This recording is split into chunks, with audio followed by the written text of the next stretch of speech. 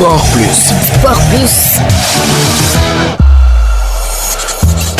Bonjour et bienvenue dans votre rubrique sportive Sport Plus. Le Sénégal affrontait la Gambie mardi soir au stade Abdoulaye Wade de Diamniadio dans une ambiance à la fois festive après la victoire de la CAN et marquée par le soutien aux 18 supporters sénégalais emprisonnés au Maroc. Les coéquipiers d'Ismaïla Sarr l'ont emporté sur le score de 3-1. Pour ce premier match amical à Dakar, le sacre à la CAN, Pape Thiaw a opté pour une défense à 3 centraux mais modulable avec un Mamadou Sarr qui se projetait parfois au milieu de terrain pour apporter le surnombre et gérer la première relance. Cependant, il faut noter que dans cette première partie, il y avait de la frisson qui intervenait grâce à Chérif Ndiaye qui avait donc raté l'occasion à la 6e minute. Malgré les assauts répétés, le Sénégal ne parvenait pas à trouver la faille et pour ne rien arranger, Nobel Mendy, titulaire pour sa première sélection, a dû céder sa place à la 42e minute sur blessure, remplacé par Lamine Camara. Pape Thiaw décide alors de troquer son 3-4-3 initial contre 4-3-3 habituel afin de retrouver davantage le contrôle du ballon. Série sur le gâteau, El Malick Ndiaye sert parfaitement Abdoulaye Seck qui catapulte le ballon au fond des filets. Nous sommes à la 42e minute de jeu. En deuxième période, le Sénégal double la mise avec ce but d'Ibrahima Mbaye. Les Gambiens vont réduire le score grâce à Omar Colley. Cependant, avec les entrées de jeu de Mamadou Diankhon, 20 ans pour sa première participation, le Sénégal va signer le break avec le but de Lamine Camara. Aux ultimes minutes de jeu, grâce à ce succès, le Sénégal enchaîne un 10e match sans défaite, 9 victoires et un match nul contre la RDC à la CAN. En conférence de presse d'après-match, le sélectionneur Pape Thiaw revient sur ce succès. Comme je l'ai dit, c'est collectivement. Donc il y a eu des bonnes choses sur ces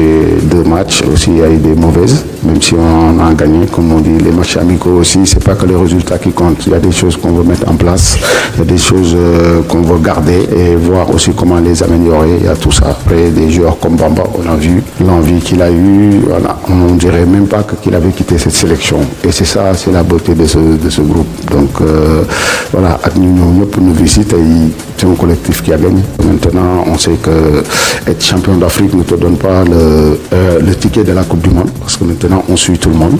Et ils le savent. Et on en a parlé. Donc maintenant, ce qui reste, ils continuent à faire les bonnes choses. Après la liste, comme on dirait, qui dit choisir, dit éliminer. Et il y en a qui seront éliminés, il y en a qui seront choisis.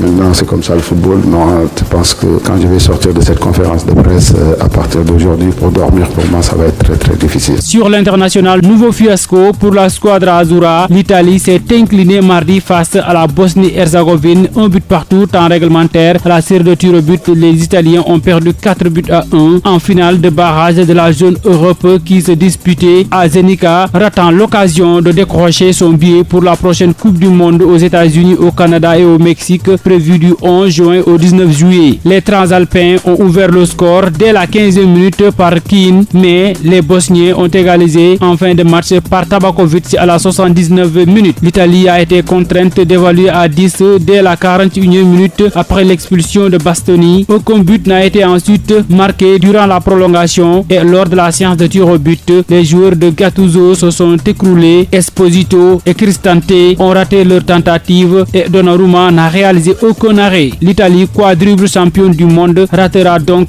une 3e Coupe du Monde d'affilée. Sa dernière participation remonte en 2014. Parlant de la Coupe du Monde, les Turcs ont mis fin à 24 ans de disette et retrouvent le mondial après avoir loupé 5 éditions. La dernière participation de la sélection turque datait de 2002. En Corée du Sud, les Turcs avaient terminé 3e après avoir notamment éliminé le Sénégal en prolongation grâce à ce but en or d'Ilan Manziz à la 94e minute de jeu. Et le Sénégal pourrait peut-être retrouver Aïl Dizilar en Amérique du Nord cet été. Les Turcs ont dominé le Kosovo sur le score d'1-0 pour valider leur ticket. Toujours sur la route de la Coupe du Monde, l'Iran sera bel et bien au rendez-vous selon Gianni Infantino, le président de la FIFA. Il a confirmé que l'équipe iranienne disputera ses matchs comme prévu malgré les tensions géopolitiques géopolitiques actuelles. Le président de la FIFA a également souligné que les meilleures conditions seront réunies pour accueillir l'équipe iranienne aux États-Unis, tout en rejetant la demande de l'Iran de disputer ses premières rencontres au Mexique suite à la guerre au Moyen-Orient. D'après le calendrier officiel du mondial, l'Iran doit disputer son premier tour sur le sol des États-Unis, co-organisateur du tournoi avec le Mexique et le Canada, après la Nouvelle-Zélande le 16 juin et la Belgique le 21 juin.